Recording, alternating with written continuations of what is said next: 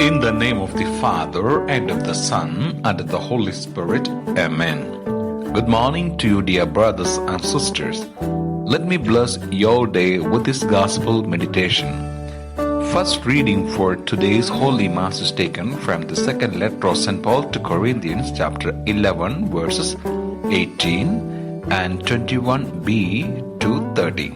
And the gospel is taken from the Gospel of St. Matthew, chapter 6, verses 19 to 23. What do you treasure and seek after the most? What do you value above all else? Jesus offers a treasure of incomparable value and worth.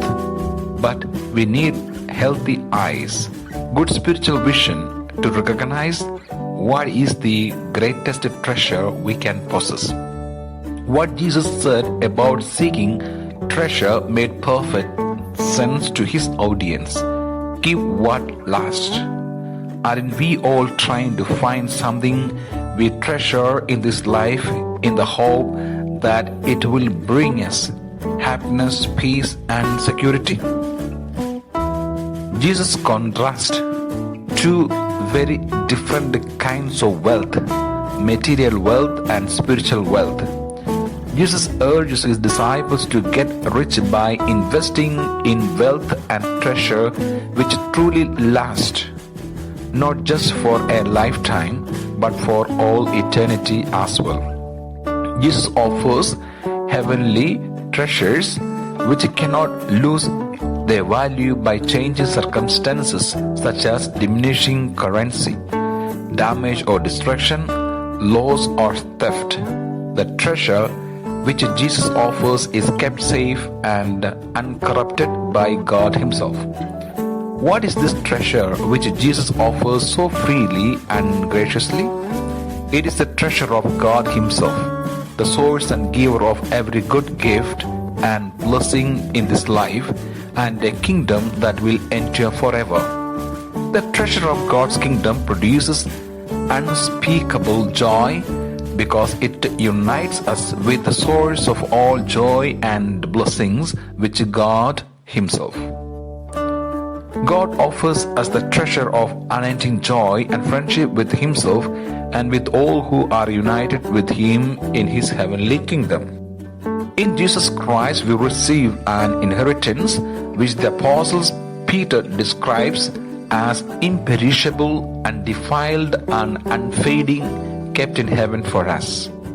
Paul the Apostle describes it as the kingdom of everlasting peace, joy, and righteousness in the Holy Spirit. How realistic and attainable is this heavenly treasure? Can we enjoy it now, or must we wait for it in the life after death? The treasure of God's kingdom is both a present and a future reality, like an investment which grows and matures, ever increasing and multiplying in value, and producing an endless supply of rich reward and benefits. Seekers of great treasure will go to any length to receive their reward.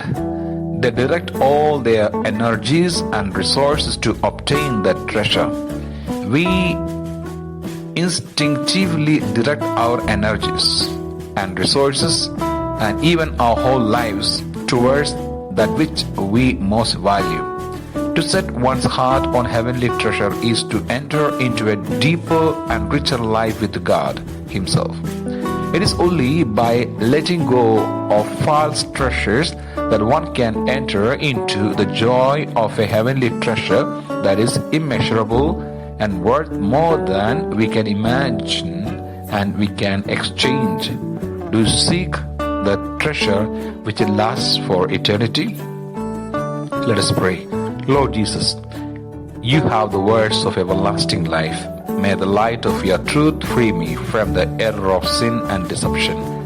Take my heart and fill it with Your love, that I may desire You alone as my treasure and my all. May Almighty God bless you. In the name of the Father, and of the Son, and of the Holy Spirit. Amen.